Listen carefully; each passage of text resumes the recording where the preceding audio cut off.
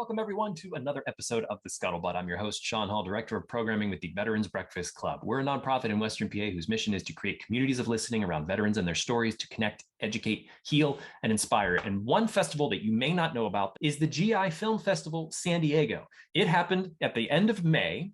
We were able to have two representatives come on from the festival, Jeanne Scott, who is an Army veteran and also a producer of one of the films that was in the festival, and Marine Corps veteran and member of the Advisory Select Committee, Keshia Javis-Jones.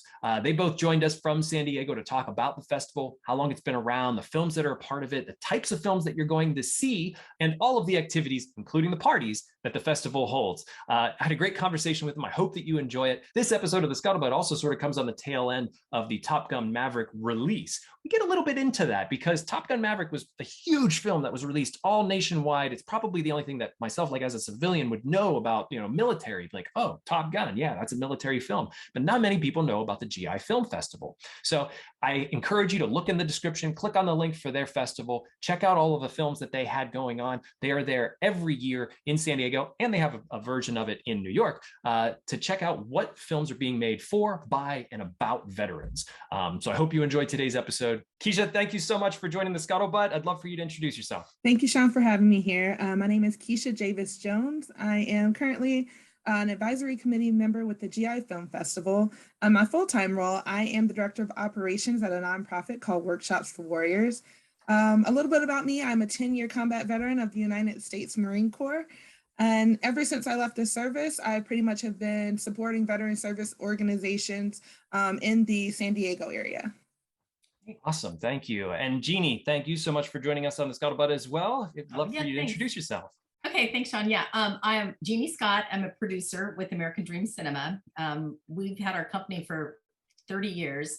So we've done a lot of shorts and things like that. I'm a veteran of the US Army. And one of my proudest things, and I was gonna say real quick, I really wanted a green list, but they were interested.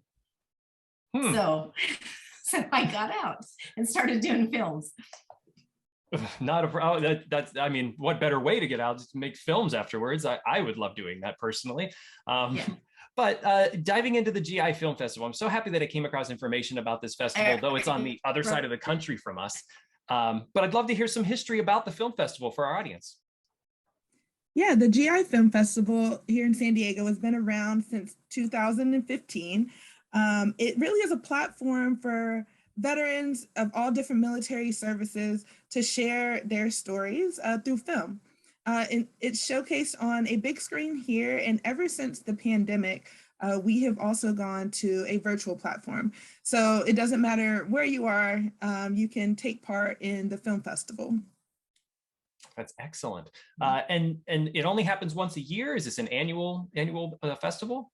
It is annual, and ever since 2015, we've shown about 210 films overall. This year, it'll be 26 films showing, and it's an array of shorts, biographies, autobiographies, and it goes from World War II all the way to current day, different things that happen within the service. And all films are for, by, and about veterans. That is correct. Oh, that's excellent. Is this the only one of its kind, this type of festival? No, so there is a GI Film Festival in New York. However, the one here in San Diego is definitely, touched a lot of individuals, and those that are on the advisory committee members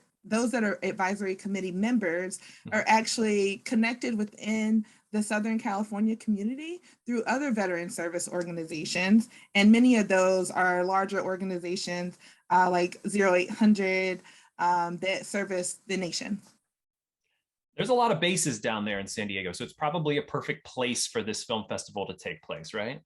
Yeah, there's over 1 million, both veteran and active duty through all branches of the service here in San Diego. We have about 7 military bases within the area.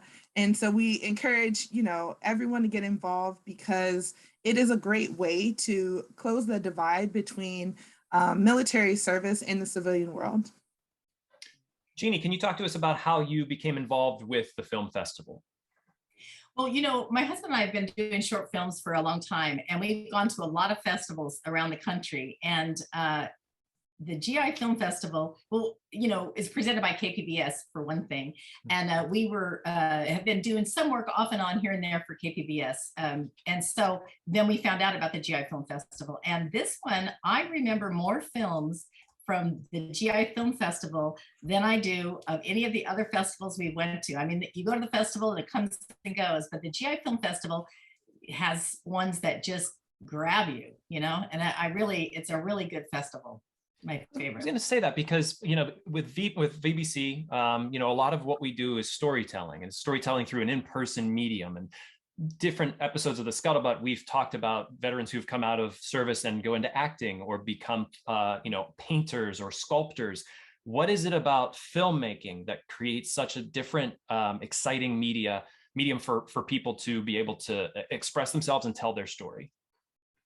Well, it's interesting because I was thinking today, active duty people don't really have the time, spare time to do the films. Mm-hmm. So, but veterans, we still are really in touch and remember a lot about our service. And it was very, very impactful to us. So it's so nice to be able to share that story, because honestly, I don't know who wants to listen to it. Your family already knows, your friends already know. So it's so great to be able to get your message out to the world. Keshia, do you film the same way? Like being able to sort of tell your story, if there was a way to do that through film, that might be the medium you would choose? Yes, I will say I served 10 years in the Marine Corps overall. And if you called my mother up right now and asked her about my service, other than telling you where I was stationed, there's not much that she could add. So film is really a safe space. Those that take the time to hear these stories and put things together for us to share, the exact experiences. And it might just be that one small instance that happened within that 10-year period, but it can make a difference for someone to hear that and put into perspective what it's like to really be in uniform. May I ask you, Keshia, why your mom may not know maybe more of the breadth of the stories that you have? Yeah, so while you're in uniform, I will say there's a type of camaraderie that you have with everyone that's to the left and right of you, and they understand everything that you're going through. And the best part about that is that's your family, and that's who you share those stories with. So really, a lot of things that we go through day to day, we don't share outside. And GI Film Festival, the filmmakers and the directors, they're the ones that are doing that for us. They're the one that's making that connection for not only the community, but also our families. Very much have a passion for veteran stories and veteran storytelling. Do you find that a lot of civilians come to the festival to be able to take in these stories? And what are their reactions? Yes, for sure. I will say there's a large group of civilians that come in and watch this festival. And mainly it's because they want to hear firsthand what it's like. Some of these big featured films that we see do not depict our day-to-day. And this gives them a chance and a space to also ask questions. The one thing that's really unique about the GI Film Festival is that the producers and directors hold a panel after every showing. Mm-hmm. And so the audience is able to ask, those questions, whether it be how they found the history, or did they connect with any of the friends of those service members and what that was like and what that experience was like. And it really helps connect even more, how everyone's really dedicated, to our military service, and how everyone really wants to understand it and share more in order to support it better. How did you become a part of the advisory committee? Yeah, so I actually, since I work with a number of nonprofits here in Southern California, I was introduced to the GI Film Festival and I got extremely excited. We have a number of different committees, and one of the committees is outreach and letting, the community and veterans and active duty know about the festival. And I felt that that's one of the things that I'm very passionate about and could make the most difference.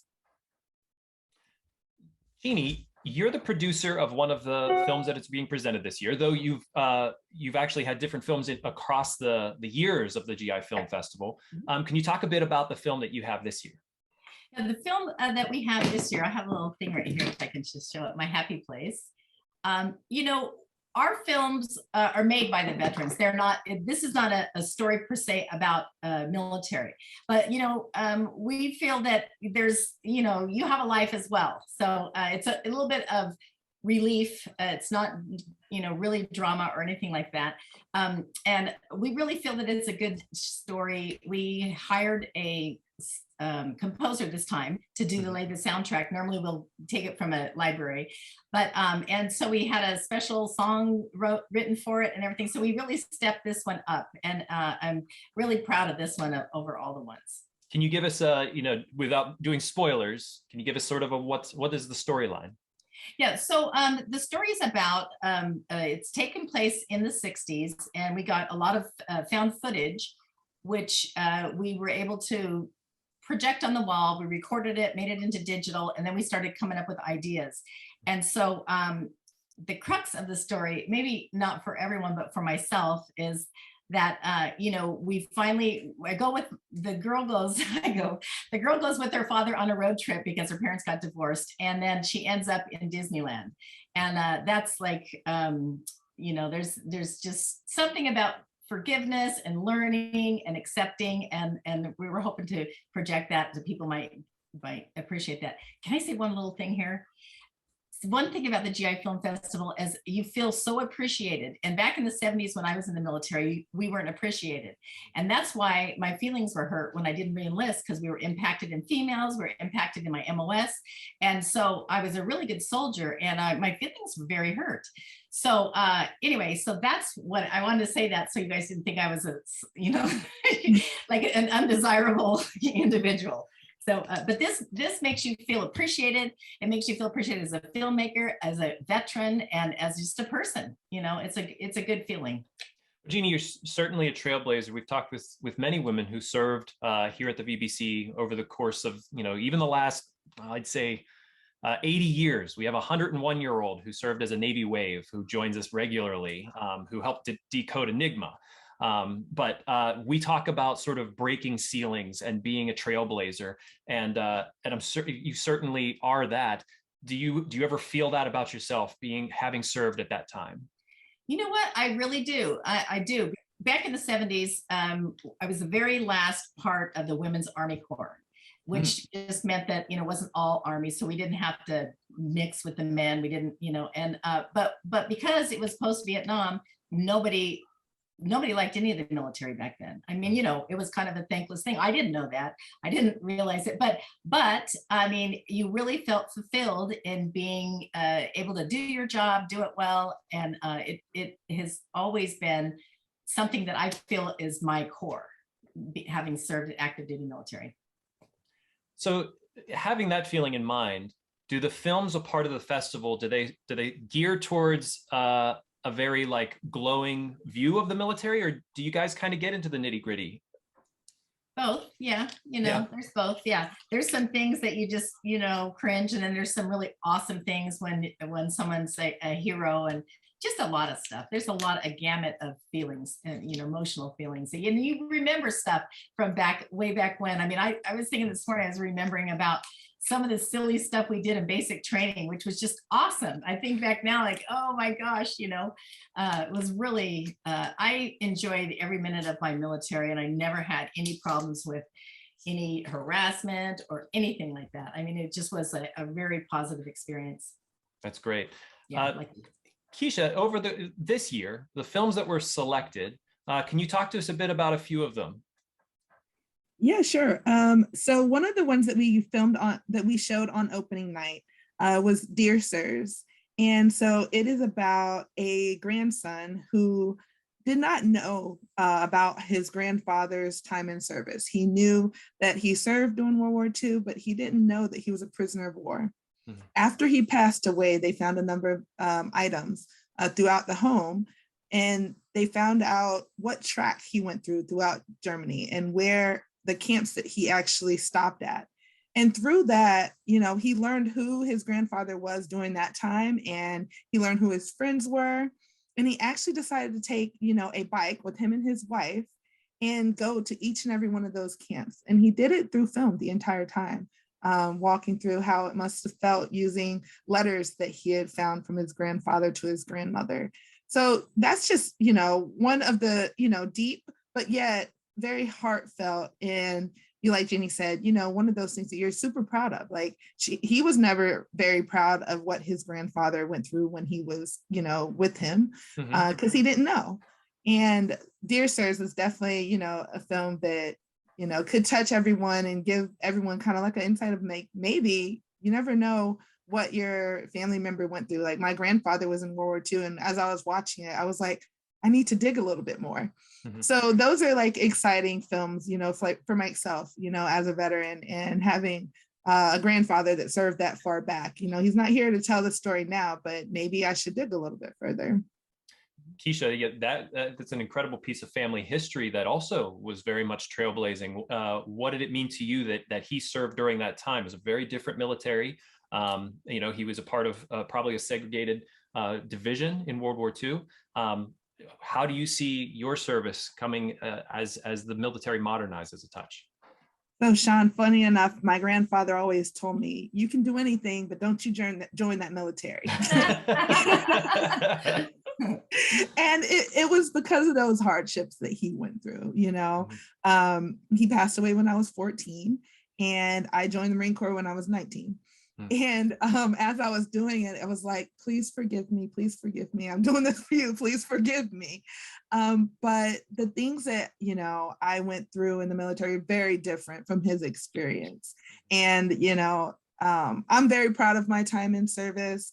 I'm very proud of every single moment, even the hard ones, because it's things I never thought that I was going to be able to accomplish. I would have never thought in a million years. So I've also been able to, work with other nonprofits to help those that served in World War II become recognized for their service. And that has been a big part of my life. And it's because of my grandfather. Certainly. Can you tell us a bit about your nonprofit, Workshops for Warriors? Yeah, so Workshops for Warriors is a nonprofit that trains, certifies, and places veterans and transitioning service members in advanced manufacturing careers. So we're focused on CNC machining and welding. And really the importance of Workshops for Warriors is a lot of times what we did in the military does not transition well when you go into civilian world, or maybe you don't know what you want to do. And so Workshops for Warriors is a 4-month program that, has trained by veterans, started by a veteran, and it's helping them, use that same camaraderie to hopefully find their next mission in the civilian world. And in manufacturing right now, there's about 2.4 million jobs that are going to go unfilled in the next decade. Average starting salaries of about $60K a year. So it is a great avenue for a lot of these young veterans to come through our program, retrain, and find their next purpose. Do you find that being sort of a theme of the GI Film Festival is finding purpose? I went through, watched all the trailers that you can view on the GI Film Festival website for all the films that are presented this year. And I do find it's like finding purpose or finding themselves or healing. There's a lot of different themes that I noticed throughout. Yes, I will say healing was a big one for me this year going through. I've been out for a number of years, and it was just great to see people show their stories and raw emotions. I'm very thankful for all the filmmakers, especially my veteran filmmakers. I'm not creative, right? But Jeannie, great. You're wonderful. You're a great filmmaker. I'm sure you are. Just being able to see, a woman, the veteran like Jeannie, create an awesome film, being able to celebrate, I'm not alone, being able to sit next to a civilian in the same theater and say, if you have questions, I'm happy to ask if I know, or maybe I can connect you with someone else. It's just a great place overall. Great. Jeannie, you've been a part of the festival for so long, how have you seen it evolve? Well, it was a lot smaller at the beginning. We had less filmmakers arrive and less films shown, but the parties have always been fantastic. The different functions, social functions, and have always been great. So it's come a ways. It's a really nice festival now. And I can compare it honestly, because I've been to not with this film, but with other films, a ton of festivals. So it's a good one. a part of every film festival, there's always sort of the awards presentation. I would imagine that it's rewarding enough to be selected to be a part of the festival. What type of awards are presented at the GI Film Festival? Just all kinds. The two categories that we were nominated in are for local filmmakers. So there's the jury local filmmaker, and then another local filmmaker. But there's best. There's just I'm sorry, you'll have to look it up. But I only paid attention to ours because we were nominated. Keshia, you know which ones that. I don't know all of them off the top of my head. Yeah, but. Is there like best actor, best like just sort of an idea of like there's best local film, best drama, best documentary, things like that? Yes, correct. Just best like feature, best short, best, yeah. And there were 26. Anyway, fingers crossed, it's on Saturday, so. I'm sure it's like sweating bullets, but there were 26 films selected this year, 12 narrative stories, 14 documentaries, but that's not all of them that were submitted. How did you whittle down to 26? So we have a wonderful part of our committee that has hours and hours of films to watch. So they watch them independently and then come together as a committee to vote on which category they believe would be the best for that film. And then they vote. It's months worth of work. They work extremely hard and they're extremely dedicated to the film festival. If you were to say there's probably one veteran topic that is probably as most needs to be addressed by civilians, what would you say that would be? Because I know there are a lot of documentaries here that may touch on like PTSD, military sexual trauma, things like that you hope this film might be able to help shed a light on. For me, I think mental health awareness as a whole would be one that I would love for everyone, not just the civilian community, but also, the veterans and active duty community. I've known a lot of service members that I've served with, myself included, that have gone through things and not know what you're going through. And the more you're educated on something, the more aware you are. And if you have support from all areas, that's really how we're going to move forward. If you have the right resources, the right support groups. So if there's one area I would have to choose, mental health would just be the one. Jeanne? Yeah, I agree 100%. Yeah, there's and then there's also some films that people work really hard as nonprofits to do tributes to veterans, which I found was really awesome to see some of the films there. I've seen a couple of them myself because I was selected on the committee to do some judging, but it was not in our category. It was for the short documentaries. And I find it so hard. Every short documentary was just absolutely fantastic. Yeah, it's very touching. You touched on the parties. When are the parties? How are the parties set up? I'd love to hear about a good party. Well, this year is different because this year, like sometimes it's been a bunch of different venues, but this year it's at Museum of Photographic Arts only. So opening night, we had a nice big reception with delicious food and no host bar. No, it was hosted bar. And yeah, it was really nice. The food's nice, and the party for the closing is going to be really good too. Nice award ceremony. And that's the only two that I'm actually going to. I don't know, Keshia, are you going to any others? There's sort of official and then unofficial parties, right? Yeah, right, off to the side. Yeah, we're having a little party after our screening. So there's that. I think it's just a week of celebration overall. Jeanne mentioned those are the two big focused celebrations that they have, but there really is a celebration after each and every film. And like I said, it's done through the panels and people asking questions and actually just being in the lobby connecting after. That's the best celebration, is that you've connected people to those who, one, they might have never met, and two, stories they might have never heard.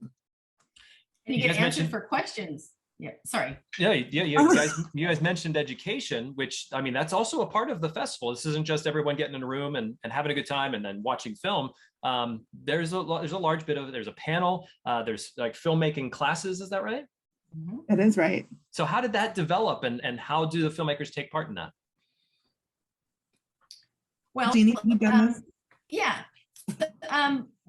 there's always some added benefits for festivals that they can bring education in, and so they send out a e-blast, and then they're free classes. So you just sign up, and they're over the internet Zoom classes, and it gives people, tips on. You might be a brand new filmmaker, so you like. Especially this one that there's going is about keeping your costs down low, being able to produce a film on a small budget, which is super helpful for veterans and for active duty if they're doing. Was that enough? Sorry. Definitely. I found it to be one of the more interesting aspects of the festival is that there were these opportunities to engage in educational elements surrounding filmmaking. So I thought that was a really great idea for the festival overall. How can people take in these films? Obviously, there's the in-person in San Diego, but how is there a video on demand option? Yes, so we would love for people to take in the opportunity to be able to do the video on demand at gifmfestivalfd.org. They will be accessible until Memorial Day. And then after Memorial Day, is that it? They're gone. They're gone for the GI Film Festival, but they're not gone. But I don't think you'd be able to access them without a specific direction. The last year, the year before, when we couldn't do it in person, that's how all of us watched them, and we did question and answers as well on Zoom. And the on demand is awesome. It just you get to watch it at the time you want to watch it, and you can pause it, or you do whatever you need to do like regular TV, but it's watching a film that you won't be able to actually find outside. It's so nice to have on demand because back when we weren't able to meet in person, that's how all the filmmakers watched it. We watched it on demand. We had question and answers on Zoom afterward, and it really went smooth. So it's nice to be able to do it, watch it when you want to watch it with the folks you want to watch it, and you can make these arrangements, and you can pause it. You can do it just like you normally do for any other film. It's really, it's a great way to watch them. Nice. And we talk feature length. Me coming from sort of my actor background, I know that, it was around like a 2-hour film, but shorts, like what are we talking about in length? I know that your film, My Happy Place, is about 18 minutes long. So what are the range of length of films? Short films are under 60 minutes, but okay. Like really a short film, in my opinion, 18 minutes is too long. And we just could not cut any more out of it. I mean, ideal is a 10 to 15 minute is for a short film, but so anything under 60 minutes is considered a short film. And then the features, depending on if it's a documentary subject, they run a little bit longer, but normally it's an hour and a half, so 90 minutes to 2 hours. Now, I will say that I did get to take in My Happy Place. Before this interview today, I was given a link and I was able to watch it. It's a beautiful short. And you were able to tell such an in-depth, engrossing, engaging, and emotional roller coaster of a story within those 18 minutes. I really, really enjoyed watching it. And I was saying before Keshia joined us today that, boy, it does. It takes you on that roller coaster. There's surprises in it. There's a feeling of somewhat of broken dreams. There's a change within it that I won't spoil, that I think people will really, go on that ride that you're going, wait, what just happened? But I loved this idea of the father taking his daughter across the country. I have a daughter myself, and I'd love to do that someday. So I really connected with this story. I just want to congratulate you on it. Thank you. And I know that you are premiering it tonight, which would be Friday, May 20th. Mm-hmm. What is it like being in the room with everyone who hasn't seen that yet, and getting that sort of visceral feedback of the feeling of what it's like to experience a film you've never experienced before? Yeah, that's the most exciting part, to see an audience see your film that hasn't seen it. So we sit in the back so that we can, see if there's any motion or we can hear any comments or anything like that. So we sit in the back to watch it, and it means the world to have someone watch your film and react to it or appreciate it. It's really, it's basically why we do it, for sure. know that feeling specifically, given the actor background in me. But Keshia, can you take us towards where does the GI Film Festival go from here? It's been around for a couple years now. There's two of them, New York and San Diego. Does it grow? What are you guys looking to do with it? I think our hopes for the GI Film Festival is just to continue to grow here in San Diego and touch as many as possible using our virtual platform. The pandemic has done so many things to us emotionally, but it has done so many great things when it comes to us using technology. And the GI Film Festival is one of them, is taking advantage of that. So using that video on demand element and, watching things in the comfort of your own home, and hopefully we'll be able to connect more people with these great stories and films and celebrate filmmakers and the veteran community as a whole. Jeanne, where do you see it going from here? I'm sure this isn't your last year submitting something, so. No, I hope not. I see it getting larger and having more films come in, possibly more actors, maybe known actors or something like that. But I really believe that they've done such a great job in keeping it together. And the sponsors, it's nice to see like who out there in our community is supporting the veterans and the military. It's really, I think it's a good trade-off for both parties. And it's nice. I'd like to see some larger sponsors and maybe, something like that. But I'm sure it'll go in the forward direction. Well, if you're ever looking for an actor, hey, I got you. Today is the 20th that we're recording this, and in a couple of days, the big military film coming out, Top Gun Maverick, is going to release, in cinemas, and that's gonna take the nation by storm, I'm sure.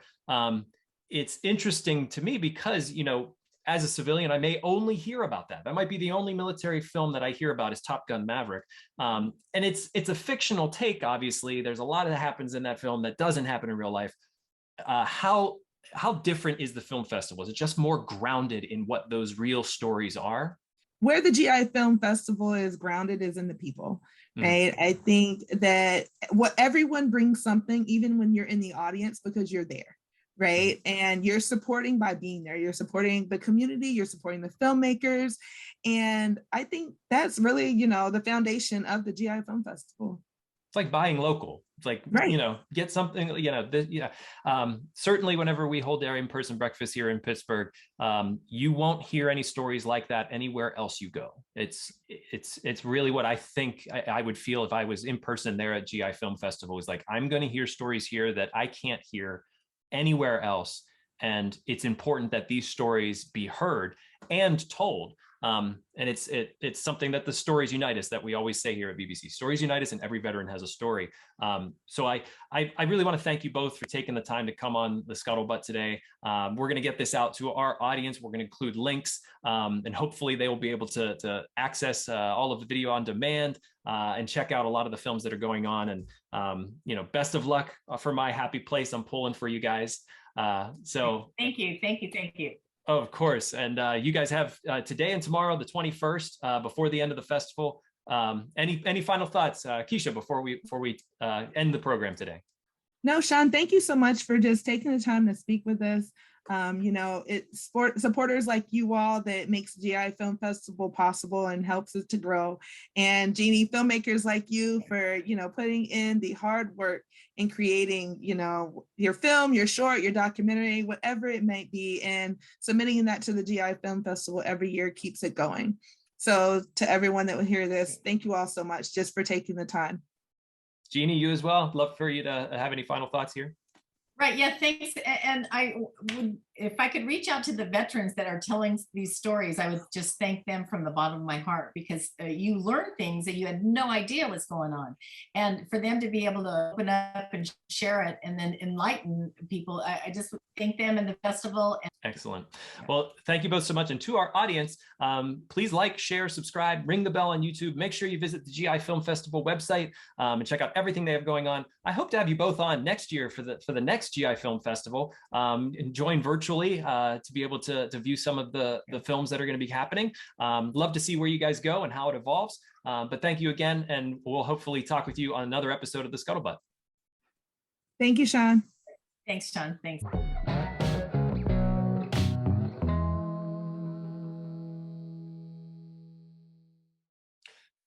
Thank you for watching this episode of The Scuttlebutt. I'd like to take a moment to thank both of our sponsors, the first being D&D Metal Recycling and Auto Salvage. They began as a small hauling and used auto parts operation in the Pittsburgh area in the late 1970s, but they've grown into a full-service metal recycling company with 2 locations, Lawrenceville and Tarentum. D&D accepts all types of metal, both ferrous and non-ferrous, that may be generated by industrial manufacturing, construction and demolition, small commercial entities, as well as individual customers. They have a wide variety of material handling equipment and are capable of managing any type of job in a timely and efficient manner. You can contact them for quotes and availability at D&D. That's D&D autosalvage.com. Thank you so much to D&D.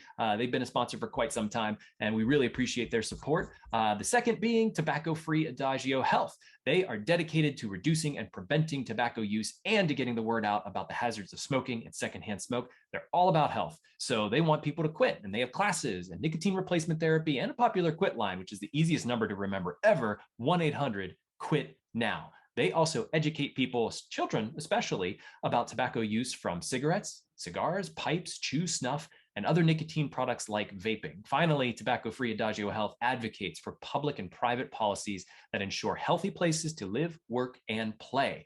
You can learn all of what tobacco-free Adagio Health offers at tobaccofree.adagiohealth.org, or you can watch our recent episode with tobacco-free Adagio Health on the Scuttlebutt, where they talk about a lot of the programs that they offer for those who are looking to quit. Thank you to both of our sponsors for their continued support of the Scuttlebutt podcast. We really appreciate it. Thanks.